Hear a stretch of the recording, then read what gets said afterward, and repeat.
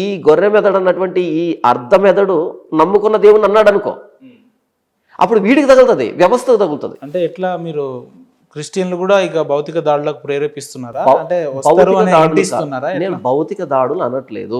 అవతల నేనంతే శాంతంగా ఉన్న అవతల ఉన్నాడు అని. భౌతిక దాడులు చేసేవాడు క్రైస్తవుడు కాదు. ఫస్ట్ ఆఫ్ ఆల్ భౌతిక దాడులు చేసేవాడు క్రైస్తవుడు కాదు. మాకు యేసు ప్రభుది నేర్పించలేదు. ఒక చెంప కొడితే రెండవ చెంప చూపించమని నేర్పించాడు. గాంధీ మార్గమా? గాంధీ యేసు ప్రభు మాటని తీసుకొచ్చి ఇక్కడ చెప్పాడు. గాంధీది కాదు, అది యేసు ప్రభుది ఆ మాట. నేనేమంటున్నానంటే, వాడు యేసు ప్రభుని అన్నాడు కదా, నేను వాడి దేవుణ్ణి అంటాను అని ఇటు అన్నాడు అనుకో, ఏమవుతుంది? రెండు మతాల మధ్య ఆ సున్నితమైన గీత ఏమవుతుంది? ఆ సంబంధం ఏమవుతుంది? కాబట్టి వ్యవస్థలకు తగిలేటట్టుగా మాట్లాడద్దు, వ్యక్తికి తగిలేటట్టుగా మాట్లాడు. ఎంతైనా మాట్లాడుకో, నీకు ఆ వ్యక్తికి మధ్య ఉంటుంది. గొర్రెలు అంటున్నా అంటే ఎవరిని అంటున్నాను?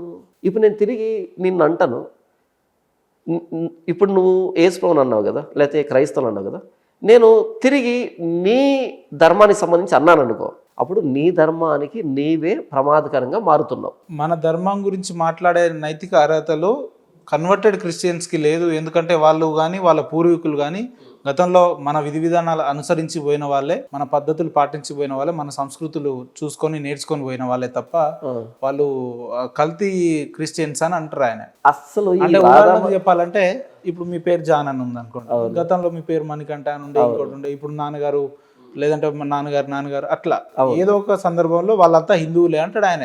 ఇక్కడ నుంచి వెళ్ళిన వాళ్ళే కన్వర్టెడ్ కాబట్టి వాళ్ళంతా కల్తీనే, ఒరిజినాలిటీ లేదు వాళ్ళ దాంట్లో, ఆ బైబిల్లో లేదు, బైబిల్ నమ్మే వ్యక్తులలో లేదు అంటాడు ఆయన. ఎంత ఇమ్మెచ్యూర్ స్టేట్మెంట్ ఈ రాధామనోహర్ దేశే.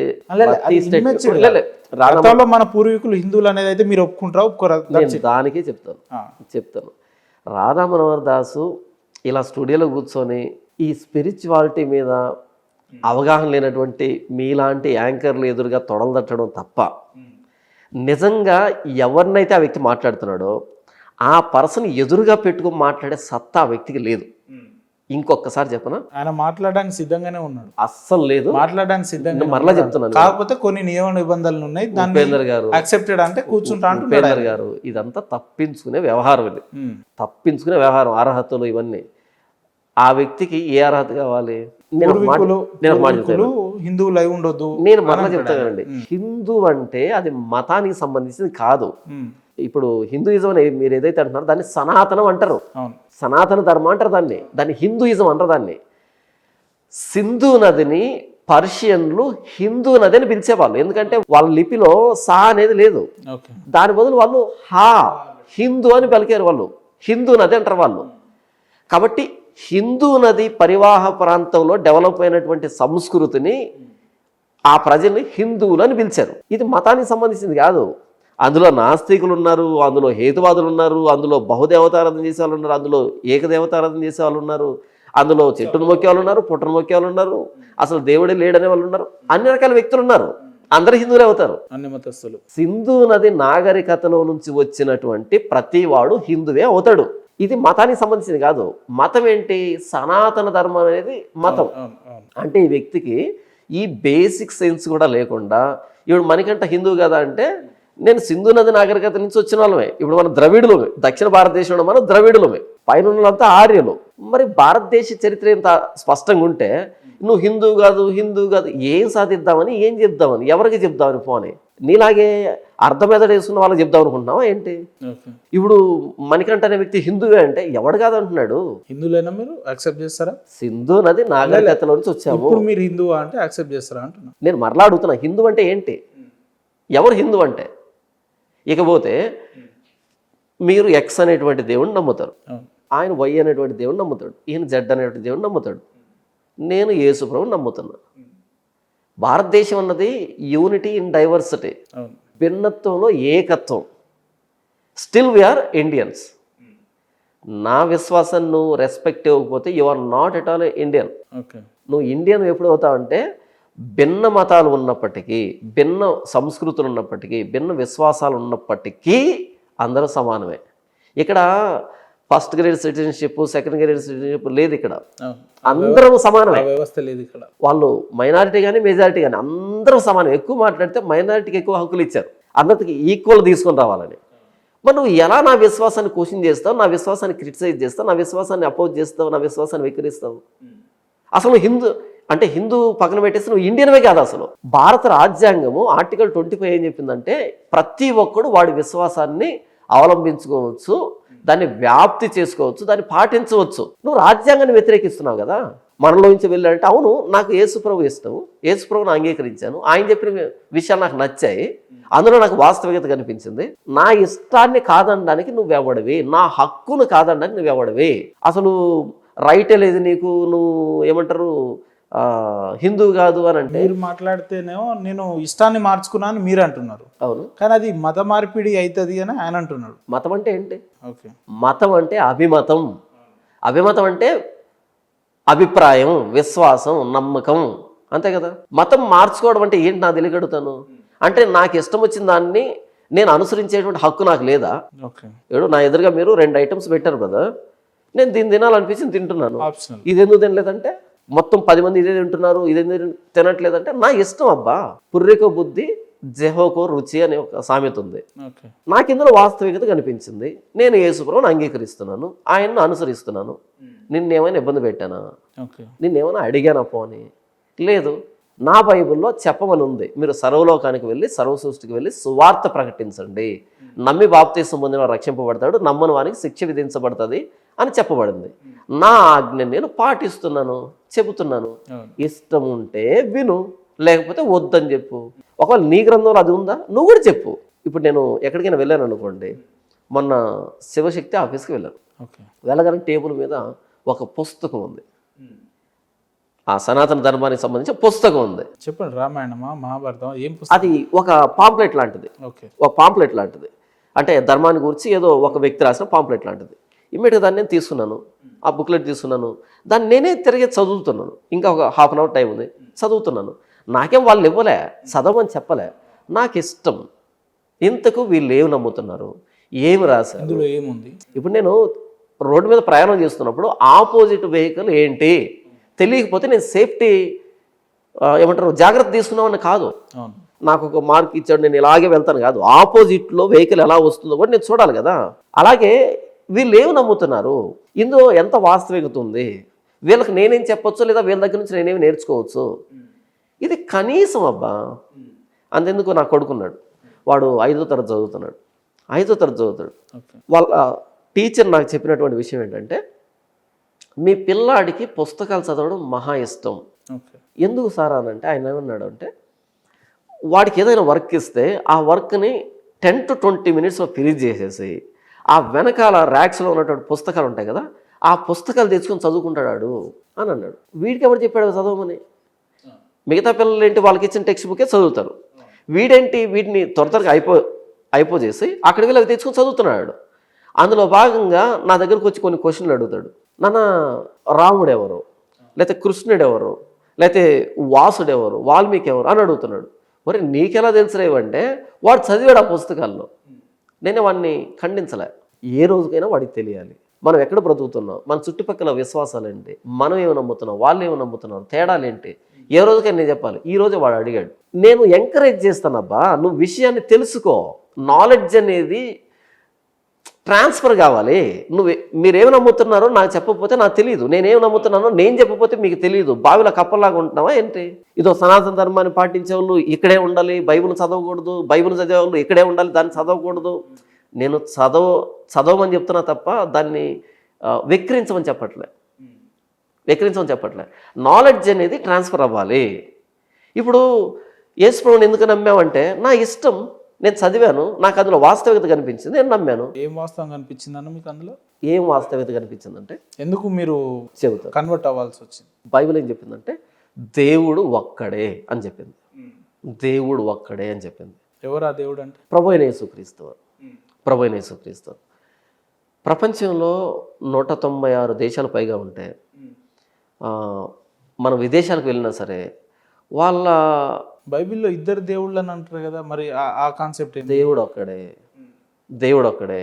ఆయన తండ్రి, కుమార, పరిశుద్ధాత్మలుగా ఉన్న ఏకదేవుడు. ఆయన్ను ట్రినిటీ అని పిలుస్తాం. ఇది పెద్ద సబ్జెక్టు, దాన్ని ఎక్స్ప్లెయిన్ చేయాలి, చాలా కష్టం. 3 వ్యక్తులుగా ఉన్న ఏకదేవుడు. ఆయన ట్రినిటీ అన్నాం. ముగ్గురు వ్యక్తులుగా ఉన్న ఏకదేవుడు. ఏకదేవుడు, తండ్రి కుమార పరిశుద్ధాత్మగా ఉన్న ఏకదేవుడు, ట్రినిటీ అని పిలిచాం. బైబిల్ దేవుడు ఒక్కడే అని చెప్పింది. అది నాకు నచ్చింది. అది వాస్తవికంగా ఇది నిజమని నాకు అనిపించింది. ఎందుకంటే మొత్తం సృష్టిని ఒకే సృష్టికర్త చేసి ఉండాలి, కానీ ఒక్కో దేశాన్ని ఒక్కొక్క దేవుడు, ఒక్కో ప్రాంతాన్ని ఒక్కొక్క దేవుడు చేసి ఉండడు. ఉంటే తప్పేమీ లేదు. అయితే అందులో వాస్తవికత నాకు కనిపించలేదు. అది ఒక కథలాగా మానవ సృష్టిలాగా అనిపించింది తప్ప నిజంగా అది రియాలిటీలో జరిగే అవకాశం ఉందంటే నాకు అనిపించలేదు. నాకు అందులో వాస్తవికత అనిపించలేదు. నా రీసెర్చ్లో నాకు అనిపించలేదు. అంటే మీరు మహాభారతం, రామాయణాలు ఇవన్నీ చదివిన తర్వాత, ఇందులో విషయాలన్నీ తెలుసుకున్న తర్వాత బైబిల్ చదివిరా? లేదు, నేను చదివిరానా ఎప్పుడైనా రామాయణం? చెబుతాను, దానికి చాలా క్లారిటీ చెప్తాను. దీని మీద చాలా కాంట్రవర్సీ నడిచింది ఆ మధ్య. ఇక్కడ సిగ్నేచర్ స్టూడియో నుంచే ఇక్కడ అవే నడుస్తుంటాయి నడిచింది. అదేంటంటే మనం భారతదేశంలో పుట్టాం కాబట్టి మనం చదివినా చదవకపోయినా ఈ సనాతన ధర్మం గురించినటువంటి ఈ కథలు కానీ ఈ సందర్భాలు కానీ మనకు ఆటోమేటిక్గా కొన్ని తెలుస్తాయి. అలా నాకు కొన్ని విషయాలు తెలుసు. అయితే యేసు ప్రభువులోకి నేను వచ్చిన తర్వాత కొద్ది కాలానికి ఒక అనుమానం వచ్చింది. ఇంతకీ మిగిలినటువంటి పుస్తకాలు ఏం చెబుతున్నాయి? అది ఖురాన్ కావచ్చు, రామాయణం కావచ్చు, భారతం కావచ్చు, ఏం చెబుతున్నాయి ఇవి? బైబిల్కి వీటికి తేడా ఏంటి అనేటువంటి కోణంలో ఆలోచన వచ్చి కొద్ది కాలం వాటిని చదివాను. అలా వాటి మీద నాకు అవగాహన ఉంది. చదివి ఏం చేశానంటే అప్పట్లో ఈ ఖురాన్ను పట్టుకొని ముస్లిమ్స్తో డిబేట్ చేశాను. అప్పుడు ఆఫ్ ది కెమెరా. అప్పుడు సోషల్ మీడియా అంత డెవలప్ కాలే. ఆఫ్ ది కెమెరా మాట్లాడినప్పుడు అవతల వ్యక్తుల కోపాన్ని, ఆవేశాన్ని అది గమనించాను. వర్కౌట్ కాలే. నేను ఏం చెప్తున్నానో వర్కౌట్ కాలే. ఎందుకంటే నేను చెప్పాలనుకున్నది వాళ్ళకి రీచ్ కాకపోగా తిరిగి వాళ్ళు కోపాన్ని ప్రదర్శించడం, డిఫెండ్ చేసుకోవడం గమనించాను. తర్వాత ఈ భగవద్గీతను పట్టుకొని, భారతాన్ని పట్టుకొని, రామాయణాన్ని పట్టుకొని హిందువులతో, పూజారులతో, బంధువులతో, స్నేహితులతో ఆ శ్లోకాన్ని కోట్ చేసి మరి చెప్పడం స్టార్ట్ చేశాను. సేమ్ అలాంటి దాన్నే ఫేస్ చేశాను. నాకు అనిపించింది ఏంటంటే వాళ్ళకి నేను చెప్పాలనుకున్న విషయం తెలియకపోగా తిరిగి ప్రతిదాడి, రోషం వస్తుంది, కోపగించుకుంటున్నారు, వారి మనోభావాలు దెబ్బతింటున్నాయి అనేది నాకు అర్థమై ఆ సమయంలో ఒక వ్యక్తి నాకు ఒక మాట చెప్పాడు. అంటే ప్రసంగంలో ఒక మాట చెప్పాడు. అది నాకు నచ్చింది. అదేంటంటే నువ్వెవరికైనా రోజా పువ్వు ఇవ్వాలనుకున్నప్పుడు వారి ముక్కు కోయొద్దు. ఎవరికైనా రోజా పువ్వు ఇవ్వాలనుకుంటున్నావు, వారి ముక్కు కోయొద్దు అని అంటాడు. ఎందుకంటే ముక్కు ఉంటే కదా వాసన చూస్తాడు. నువ్వు ఇవ్వాలనుకున్న రోజా పువ్వు ఆ పరిమళాన్ని ఆ వ్యక్తి ఆస్వాదించాలి అని నువ్వు అనుకున్నప్పుడు ముక్కు కోస్తే ఎలా ఆస్వాదిస్తాడు? అంటే దాని అర్థం ఏంటంటే ఆ వ్యక్తి ఈగోని హర్ట్ చేయొద్దు, ఆ వ్యక్తి మనోభావాలు దెబ్బతీయొద్దు, ఆ వ్యక్తిని పర్సనల్గా ఏదైతే నమ్ముతున్నాడో దాన్ని టార్గెట్ చేయొద్దు. నువ్వు రోజా పువ్వు ఆ వ్యక్తి స్మెల్ చేస్తాడు, ఆ వ్యక్తికి తెలిసిపోతుంది ఏది ఏ వాసన. అలా నేనేమనుకున్నానంటే నా సువార్త రోజా పువ్వు, నా సువార్త పరిమళం వెదజల్లుతుంది అని నేను నమ్మితే నాకు దాని మీద అంత నమ్మకం ఉంటుంది. అంటే మీకు ఎట్లా నమ్మకం కలిగింది బైబిల్ మీద? ఇది ఎక్కడి నుంచి స్టార్ట్ అయిందంటే నేను 5వ తరగతి ఉన్నప్పటి నుంచి స్టార్ట్ అయినటువంటి జర్నీ ఇది. నేను 5వ తరగతి ఉన్నప్పటి నుంచి స్టార్ట్ అయిన జర్నీ ఇది. అది 2011లో పూర్తి స్థాయిలో ప్రభు అయిన యేసుక్రీస్తుని అంగీకరించాను. అప్పటి నుంచి నా జర్నీ ఇంకా డీప్ అయింది. త్వరగా చదువుతూనే ఉన్నాను. ఇంత జర్నీలో నాకు వచ్చినటువంటి నిర్ధారణ ఇదంతా, ఇన్ఫరెన్స్ ఇదంతా సింపుల్గా బైబిల్ నాకు దేవుడు ఒకడేం చెప్పింది, నాకు అది వాస్తవం అనిపించింది. దేవుడు పరిశుద్ధుడు అని చెప్పింది, నాకు అది వాస్తవం అనిపించింది. ఆ దేవుడు నా సృష్టికర్త, నా వ్యక్తిగతంగా సృష్టికర్త అని చెప్పింది, నాకు అది వాస్తవం అనిపించింది. ఆ దేవుడు నన్ను వెతుక్కుంటూ వచ్చాడు, నా పాపాల కోసం ప్రాణం పెట్టాడు అని చెప్పింది, అది నాకు రిలేట్ అయింది. నేను నా పరిశోధనలో నిరూపణ అయింది. ఓకే, ఆ దేవుడు నన్ను నూతన సృష్టిగా చేస్తున్నాడు, నన్ను ఉచితంగా నీతిమంతుడిగా, ఉచితంగా పరిశుద్ధుడిగా చేస్తున్నాడు నేను ఆయన అంగీకరించినప్పుడు అన్నప్పుడు అది నాకు అనుభవంలో నాకు తెలియవచ్చింది. నేను నమ్ముతున్నా యేసు ప్రభుని, బైబిల్ని. ఇక మిగతా వాటి గురించి నేను కామెంట్ చేయను, నా సంబంధం లేదు. అంటే నమ్ముతారా మీరు? స్ట్రాంగ్గా బిలీవ్ చేస్తారా బైబిల్ పరిశుద్ధ గ్రంథం అని అంటే దాన్ని యాక్సెప్ట్ చేస్తారా? అంతే, బైబిల్ అంతే, యేసు ప్రభు అంతే. పరిశుద్ధ గ్రంథం అంటే మీరు అదే అంటున్నా కదా, బైబిల్ ఒక్కటే, ఓన్లీ బైబిల్ అంతే. ఇక నేను పక్కకి వెళ్ళను, అంత స్ట్రాంగ్ కన్విక్షన్ అది. బైబిల్ ఇదే ప్రశ్న, బైబిల్ పరిశుద్ధ గ్రంథం అని ప్రతి ఒక్క పాస్టర్ క్రిస్టియన్ అంటారు. గురుగారు మీరు ఏంది ఇలా మాట్లాడుతున్నారంటే, ఏ పాస్టర్ అయినా కూడా ఆ బైబిల్ మొత్తం వాళ్ళ భార్యతో చదివించామను, ఏ పాస్టర్ అయినా కూడా ఆ బైబిల్ మొత్తం వాళ్ళ కుటుంబ సభ్యులు మహిళలు అలా వాళ్ళతో చదివిపియమను.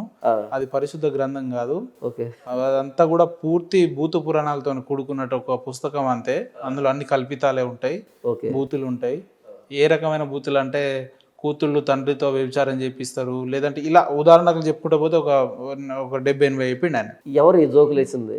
జోక్ అనేది ఈ జోకులు వేసింది ఎవరు ఇంతకి? ఆ జోకర్ ఎవరు? జోక్ లెక్క అనిపిస్తుందా? సీరియస్ క్వశ్చన్ ఇది. ఉపేంద్ర గారు, నేను మరలా అడుగుతున్నా, ఈ జోకులు వేసిన జోకర్ ఎవరు? పేరు చెప్తే నేను ఆయన proceed జోకర్ కాదు, ఆయన రాధామనోహర్ దాస్ గారు అని పిలుస్తారు. మరి మీకు ఆయన ఐడియా ఓకే అనుకున్నా. ఈ అర్ధమెదడు ప్రశ్నలు అడిగేదంతా ఈ అర్ధమెదడు రాధామనోహర్ దాస్. అదే అర్థం ఎదడని మీరు ఎట్లా అనుకుంటున్నారు?